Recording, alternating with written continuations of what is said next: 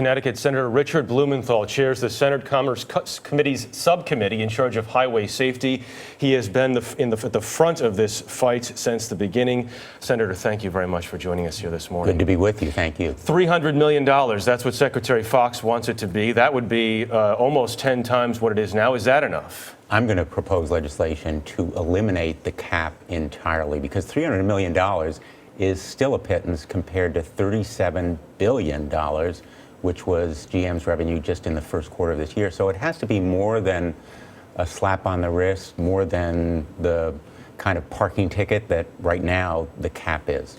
What I have found fascinating in all of this is that we keep hearing from Mary Barra, and we haven't heard from any of the former executives that obviously a lot of these decisions were made under their watch. Is she in some ways sort of a scapegoat? Is she being thrown under the bus? That is a very pertinent, timely question because there is a Department of Justice criminal investigation ongoing, and the question is, who knew what when, as frequently happens in these investigations. But the reason why it's also pertinent and timely is that this Department of Justice criminal investigation could produce a penalty much larger than the $35 million. In fact, if history is any guide, the Toyota settlement very recently resulted in a $1 billion plus settlement to avoid criminal charges there. Any idea what the timetable is going to be on that criminal investigation? I've urged the Attorney General of the United States to expedite it, move it forward, because hanging in the balance is the damage that GM has done. 13 deaths and more than 30 crashes, untold injuries and property costs, but also the trust and confidence in the ability of the federal watchdogs to do their job. And that is another part of the story that hasn't been fully told. Why did NHTSA wait so long? Why did it fail to detect and put together the dots? And the trial lawyers we talked to say that the death toll is actually much higher. They say it's going to be above 50. What else besides removing the cap on the NHTSA fine would you like to see happen?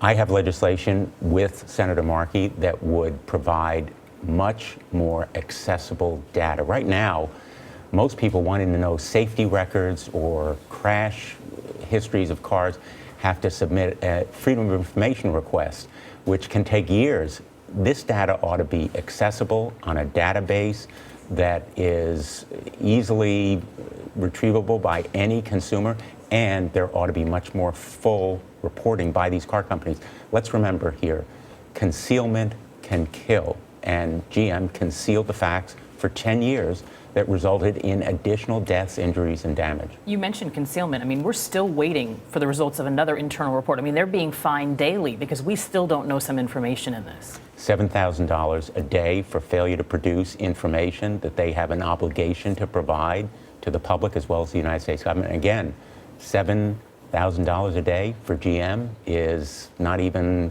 pennies. So what needs to happen is also that GM should be warning people about the cars on the road right now, because these cars continue to have the ignition switches that cause loss of steering power, brakes, and airbags, and those cars are still on the road, potentially vulnerable in case of jarring or jolting. Right. And we have accidents waiting to happen potentially. Senator Richard Blumenthal, thank you so much for your time. Thank you.